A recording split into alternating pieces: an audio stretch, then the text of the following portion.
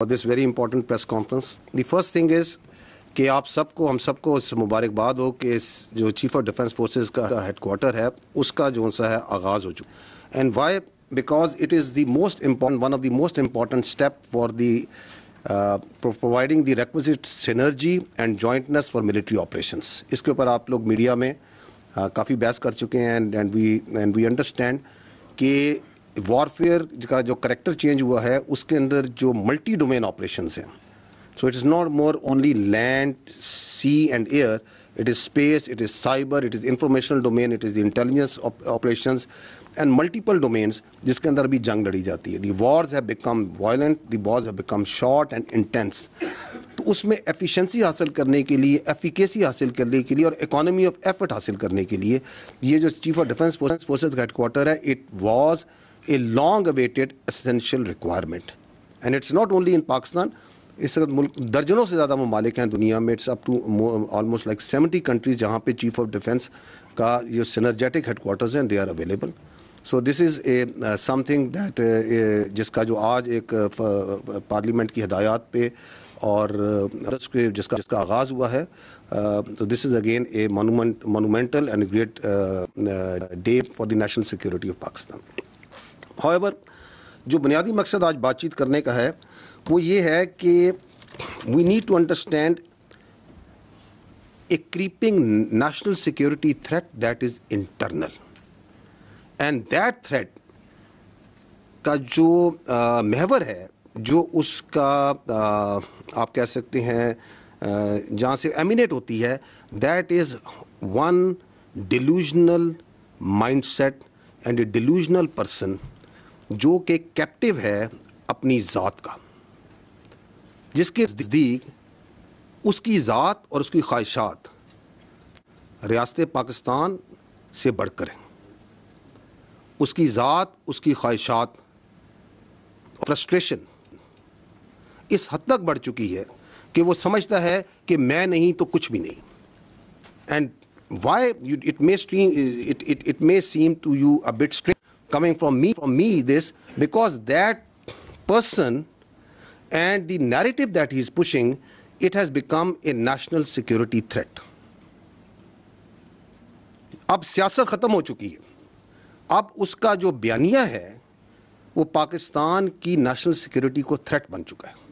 And that is why it is very important that we come clear, بغیر کسی ابہام کے، بغیر کسی ڈاؤٹ کے we need to come clear and say what needs to be said. And we need to understand that how this narrative is working, why it is working, and also, unfortunately, it is working in deep collusion with external actors. To understand that, first, I'll set the stage by repeating something that we have been repeating. The armed forces have been saying again and again that we are the armed forces of Pakistan. We don't represent any ethnicity. ہم کسی علاقیت کو، کسی لسانیت کو، کسی مذہبی جھکاؤ کو اور کسی سیاسی سوچ کو یا مکتبہ فکر کو ریپرزینٹ نہیں کرتے. ہمیں پاکستان کے ہر علاقے کے، ہر مذہب کے، ہر مسلک کے، ہر زبان کے، ہر سیاسی سوچ کے لوگ موجود ہوتے ہیں. But we put that all aside once we wear this uniform. That is our pride, that is our honor. We strive, we die on daily basis, not for some zaban, some alaka, some siyasi soch. We strive and die on daily basis for the people of Pakistan, for the integrity of Pakistan. And that we say very clearly. And we also don't come from the elite of Pakistan. We come from the middle classes, lower middle classes, the poor classes. We don't strive, we are not pursuing the agenda of ہم کسی political actor کا، کسی class کا، کسی elitism کا agenda لے کے نہیں چلتے. This is your armed forces. We are absolutely clear of the character of the armed forces of Pakistan, starting from soldier up to its field marshal. This is the way we are, this is the way we will.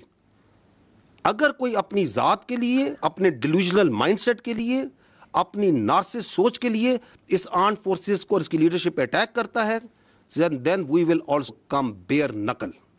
There should be no doubt on that. Or that's why we request again and again کہ آپ کی سیاست ہوگی ہم اور that's why we request again and again کہ آپ کی سیاست ہوگی ہم رسپیکٹ کرتے ہیں تمام سیاسی پارٹیز کو, تمام سیاسی شخصیات کو, لیکن آپ اپنی سیاست کو برائے مہربانی پاکستان کی افواج سے دور رکھیں, ہمیں اس میں نہ گھسیٹیں. We don't want to be part of your politics. آپ اپنی سیاست خود کریں, جو کرنا ہے کریں, لیکن اس فوج کو اس سے دور رکھیں. اس لیے ہمیں کچھ چیزیں بڑی کمیونیکیٹ کلیئرلی کرنے کی ضرورت ہے.